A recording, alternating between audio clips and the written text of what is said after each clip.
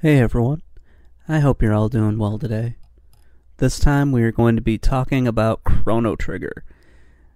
Man, this is a fun game. I really love talking about this.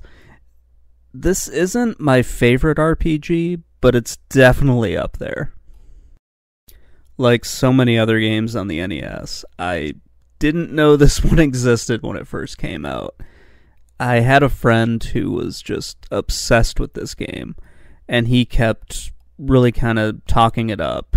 He's sort of the one that got me into really playing the Super Nintendo and playing RPGs in general.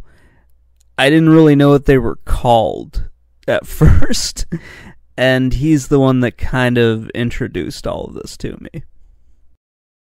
I'll talk more about the story in a minute, but this is kind of a dark game when I went back and looked at it.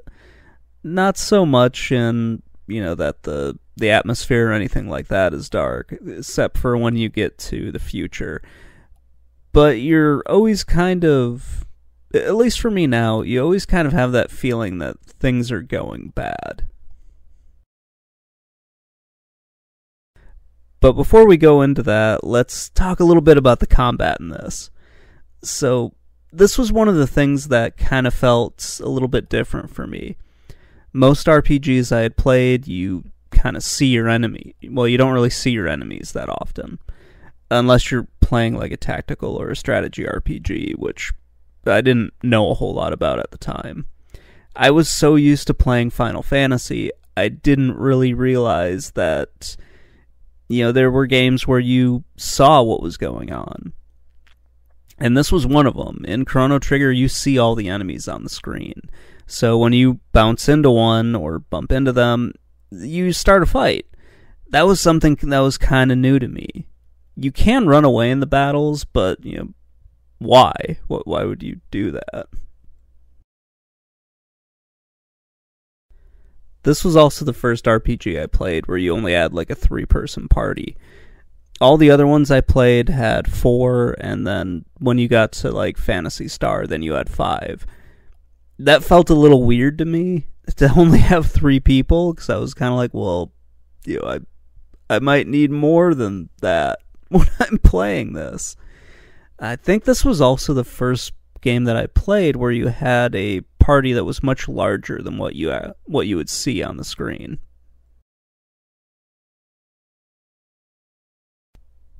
That meaning that you actually had other characters that you could like swap out, and you can customize your party to make it however you wanted. I've seen a lot of people now who didn't play with Chrono as in their party the entire time. And that was kind of something that was a little weird to me. I always had Chrono in my party, and every time I played it, but to each their own. You can create your party however you want. It doesn't really matter. I also want to talk about the techniques and everything. They were really cool, because you not only had magic, but you also had some like physical attacks, and you have some characters who can't use magic at all. And then you also had oh gosh, I'm going to mess this one up already. You had like the double techniques and then the triple techniques. And those were really awesome to see as well, even though I don't use them as often as I probably should. I feel like the game would have been a lot easier if I had used them, but for the most part I kind of stayed away from those. So let's move into the story of the game, and we're going to kind of spend a little bit of time here. Sorry if this takes a little bit long, but it's for a Super Nintendo game. It's got a decent length to it. I think it takes me somewhere between about 15 and 20 hours to beat, and there's a very good reason for it. Like, you can skip some content, but why? Why would you want to do that? Unless you were speedrunning the game, obviously. But this is a lot of fun. Like, I had never played an RPG with like a time travel gimmick in it before. Most of the games I had played had been like high fantasy, and then with Phantasy Star, that was just sci-fi and crazy.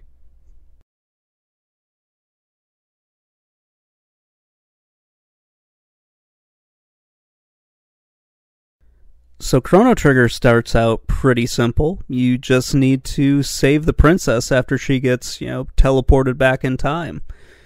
Pretty standard stuff. Just for some weird reason in 1000 AD, they develop a time machine. By accident. Because that's something that happens all the time. And you get teleported back to the Middle Ages. And you have to kind of find Marley. Or Nadine. Or Nadia, sorry. And yeah, it's kind of a fun way to do this. And you end up finding out how you've sort of changed time by doing that. You sort of inserted yourself into the history of this little country that you're part of. It's kind of fun. I really like that idea, and I wish more games would do it.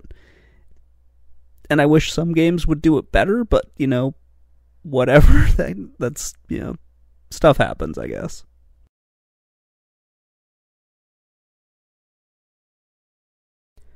So after you've saved her, you go back to present time, and some shit goes down, and Chrono gets accused of trying to kidnap Marley, which is kind of ridiculous, but, whatever. And then, during the course of you escaping, you find another gate, which are the little time travel things that you use at the very beginning, and that brings you to the future. That's when you really find out what's going on, and you find out that your world is going to be destroyed.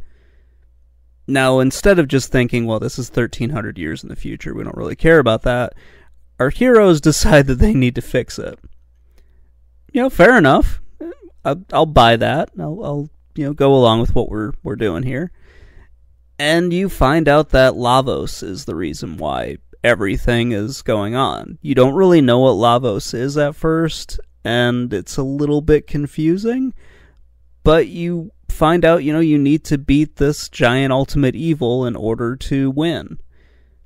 And you kind of go through some other stuff. You at first think this evil magician is the reason why everything is going bad, and so you kind of have to deal with some stuff in order to kill him off.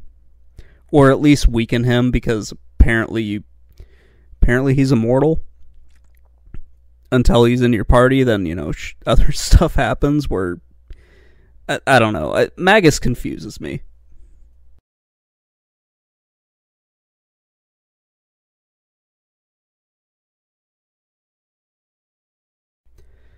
I will say this about Magus. He is my favorite character in this. I just find him really awesome. I don't know why. There's just something about him where I wish there was more story to him. I wish you got to do more quests with him. I wish they could have expanded on him a lot. Which is why I thought the fan game, Crimson Echoes, was pretty cool, because you start off as Magus. I didn't really get too deep into that, but I thought that part was really fun, because it was kind of exploring a character that I really liked. Anyhow, back to the game. So after you've beaten Magus in the Middle Ages, you all get teleported back to I think it's called the Dark Ages. It's 12,000 BC. And, forgive me if I get some of the dates and times wrong on this. You go back and you find the Kingdom of Magic. And this is where the game really gets cool, because you find this whole civilization that just, how can I put this? It's very divided the way that it's set up. You have all of the nobility or the people who can use magic, and they're living in their floating castle. And you've got all the people that can't, and they're basically being used as slaves and, living on the earth and whatnot.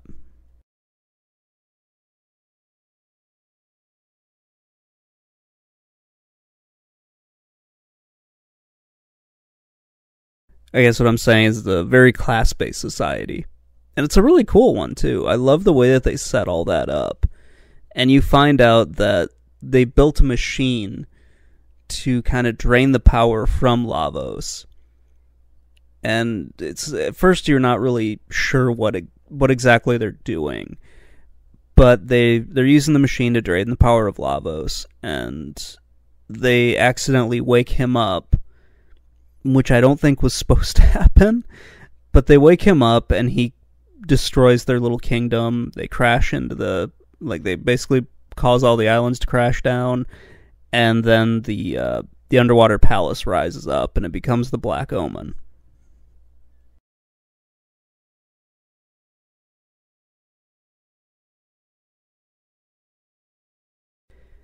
If this was a modern game, I think they could have spent more time on that, and they could have sort of expanded on what was going on.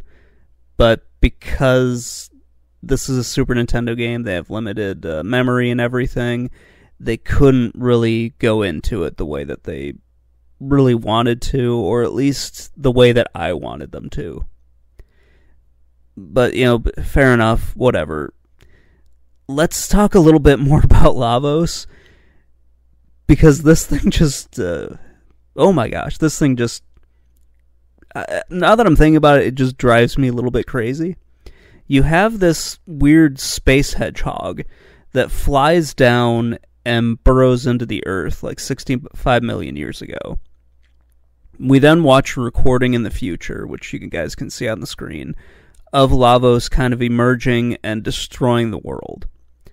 You're not really sure why at that point, but it's a really cool thing to see, especially on a Super Nintendo cartridge. I just thought that was really awesome to see all of this and the way they all set it up. Because back then you don't really know what's happening. Of course now, if you've beaten the game a few times, you know exactly what's going on. But yeah, at the time you're sort of like, well, that's weird. And it kind of opens up the world and everything. It's a little bit like with the first Final Fantasy, where you have, where you save the princess, you go back, and then like that bridge opens, and then the rest of the world map opens up to you. That's kind of the way I felt whenever I was playing this the first time. It's that same feeling that I got. I hope that makes some sense. If it doesn't, I'm sorry. And it's not until much later in the game that you find out that Lavos has basically been controlling everything. There has to be like this whole species of these weird mutant hedgehogs out there that are just going from Earth to Earth, destroying it. Well, not really Earth to Earth, but planet to planet, destroying everything. Because you see that he's made like Lavos spawn when you go to bring Chrono back to life. Spoiler alert, Chrono dies in this, and you have to bring him back to life. It's a little bit like in Final Fantasy VII, but not really. So at the end, when you fight Lavos, you've discovered all this other crazy shit that happens. You find out that he's after he's been controlling everything in the world and sort of like manipulating it to give him the most power. You go into the fight with him, and he like starts taking on the roles of all the other bosses that you've fought along the way. So you basically fight your way through. If you go the Black Omen route, you fight your way through all of these mutants. You fight your way through Queen Zeal, the Mammon Machine. Jesus Christ.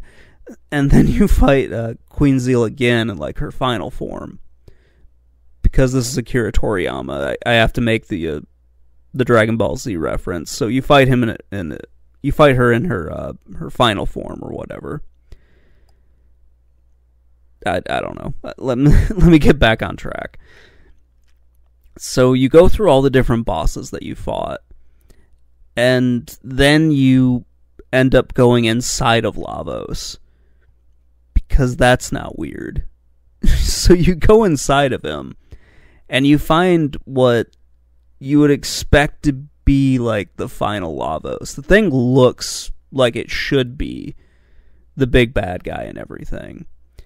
Once you've defeated that, then you get to see another version of Lavos, which is like the final form. And he throws a couple of little, they call them bits and whatnot, but I don't know what the hell they're supposed to be. And you have to kill those three things off, and then you're finally done once you've done that.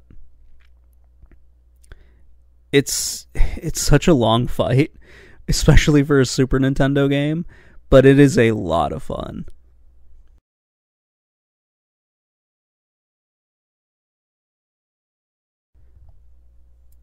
And when you're all finished with it, you're just kind of left wondering a bit,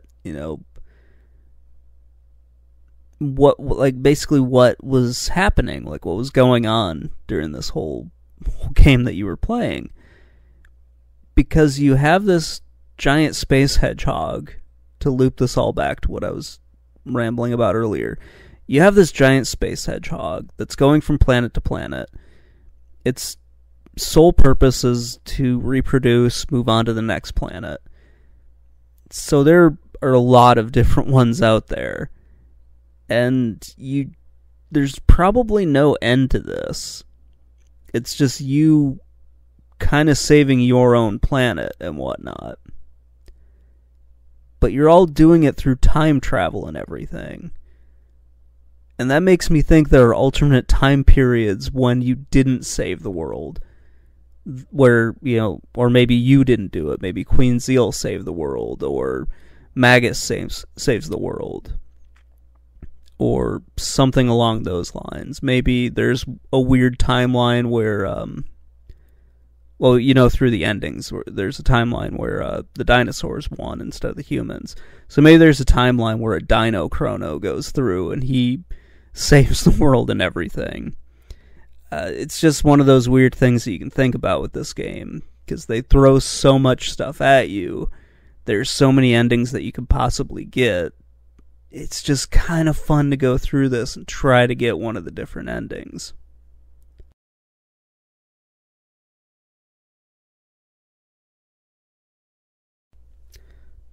So to kind of loop back to my friend here a little bit, before I go through just the bad ending that you can get if you lose, and then the ending that I got. I had a friend, the same friend who introduced me to this, who constantly told me that this is the greatest game that was ever made. And I'll give him that. It's a very good game. It's not the greatest one, at least not in my opinion. But he would tell me this is the greatest game ever made. There's nothing wrong with it, or anything like that. And he would get really mad when I would start to question him about certain things. I don't know, it's a very weird part to all of that. He also got really mad at me for accidentally saving over his game in this, even though he told me to. And he was on New Game Plus anyway. I don't know, I said I was sorry. I don't know. He was a very weird individual. So I mentioned earlier, this is kind of a dark game. And if you lose, you see, obviously, the bad ending. It's sort of a repeat of what you saw in the future and whatnot, but they expand on it with this little thing here, where you have the operator of one of the domes, and he's basically coordinating all of the disaster relief or something like that. They're trying to figure out what's happening. And he's basically being told, well, we're screwed, we're all gonna die. It's kind of interesting to see all of this. And, when you go into the future, you see how humanity is still managing to continue on, despite just all of the nonsense that's happening. The machines that they made that are trying to kill them off, and, the fact that they can't grow food, their food stores are giving up. I would imagine they probably forgot how to actually make food. But you would think after 300 years, some of that knowledge would still be there, but it just felt like everything kind of broke down on them. I was doing way more thinking about this on this playthrough than I was on previous ones, because it's been a couple years since I played this, and I was just looking at the game a little bit more analytically than I was before. So yeah, this was the bad ending and everything, and you can kind of see how instead of just giving you a game over like your team was terminated, you get this whole end scene and everything, which is pretty awesome. I just really liked it. So this is the, I think, normal ending. I've seen other ones that you can get. In this one, you just kind of get told, hey, you're gonna die again. Which I thought was kind of weird. it just sort of feels a little strange. And then you go and you meet kind of like all the leaders of the world from the different time periods, except for the Dark Ages. They don't get a leader anymore. They can go to hell. It's just the prehistoric times, medieval, and then, the future time. You also don't get to learn a whole lot about 1999, when this game thought the world was going to end. And a lot of games thought the world was going to end at some point in 1999. It's kind of weird when you think about it. You go back and you look at all those games. But some of the other endings I've gotten, I got one where you're married to Marley, and she's basically telling you that you can't stop mooching. You have to stop mooching off of their dad, which I thought was fun. I got the one where everybody's a dinosaur, or a reptilian, or reptite, I think. Whatever.